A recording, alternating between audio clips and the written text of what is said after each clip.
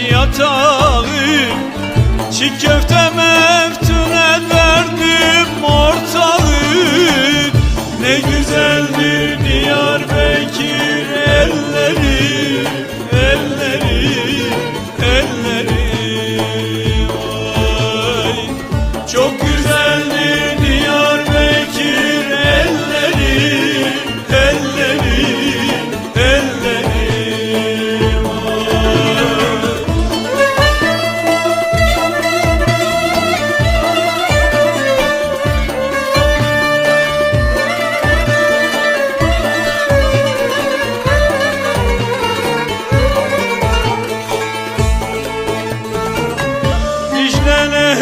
Gelin gibi akarsın, Gazi Köşkü Mahzun Melül bakarsın.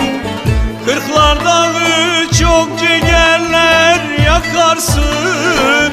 Ne güzeldir Diyarbakır elleri, elleri, elleri. Vay, Celal Bey'in yanık sesi kulakta, Hevsel bahçasından gelir uzaktan. Dinleniyor büyük küçük her yaşta. Ne güzeldir Diyarbakır elleri, elleri, elleri. Vay, çok güzeldir Diyarbakır elleri, elleri, elleri. Vay.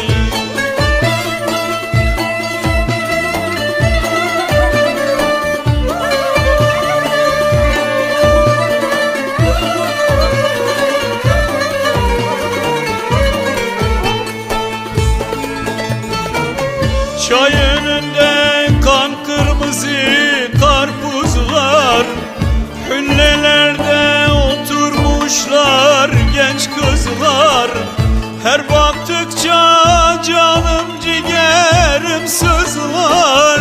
Ne güzeldir Diyarbakır elleri, elleri, elleri. Vay, ben bu sene Fiskaya yeni kapı, Ali Paşa ofis bağlarda kapı. Kurban olum çok güzel her tarafı. Ne güzel